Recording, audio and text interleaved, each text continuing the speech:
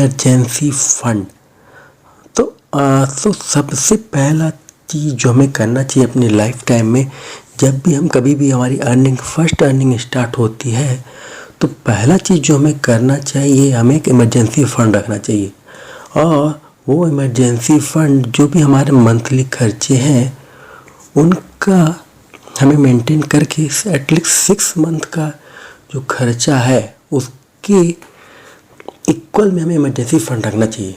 जैसे कि मान लीजिए आपका मंथली खर्चा अभी 5,000 है, मतलब अगर आप 5,000 में आप अपने खर्चे चला रहे हो तो 5 × 6 मीन 30,000। तो आपको 30,000 का इमरजेंसी फ़ंड रखना चाहिए।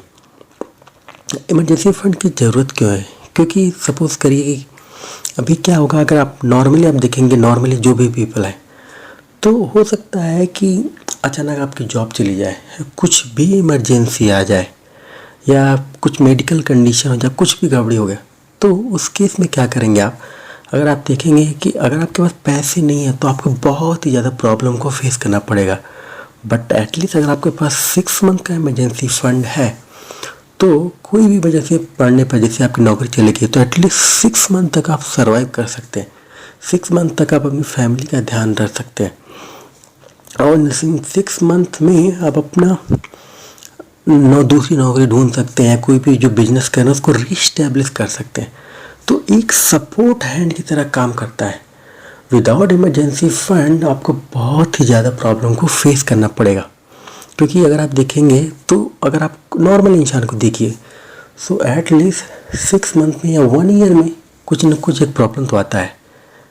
कुछ पड़ेगा कि जैसे कि कोई अचानक ही हॉस्पिटल में एडमिट हो गया, या कभी भी अचानक आपको पैसे की जरूरत पड़ गई, आपको अनप्लान ट्रैवल कब करना पड़ गया, कहीं भी कुछ करना पड़ गया, तो आपके पास अगर पैसे नहीं हैं, इमरजेंसी फ़ंड नहीं है, तो आप बहुत ही प्रॉब्लम फेस करने वाले हैं। तो इमरजेंसी फ़ंड की कैसे सेव करें?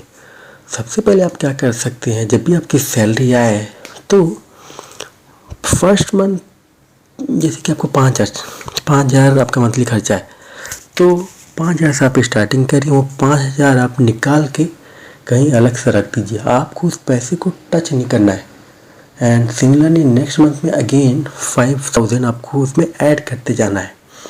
और जब 6 मंथ का इमरजेंसी फंड स्टोर हो जाए तो उस पैसे को ऐसी जगह रखिए या बैंक अकाउंट में ऐसी जगह रखिए कि आपको उसको टच नहीं करना है। कोई भी इमरजेंसी आए तभी आप उसको यूज करना है। और ये इमरजेंसी फंड पार्टी करने के लिए नहीं है, ना ही घूमने फिरने के लिए है। बहुत ही ज़्यादा इमरजेंसी हो, नौकरी चली गई या बच्चों की इमरजेंसी फ़ीस पे करनी है, कुछ भी प्रॉब्लम हुआ, आपको मेडिकल फ़ीस देना है, कुछ भी है, तो उस केस में आप इसको यूज कर सकते हैं।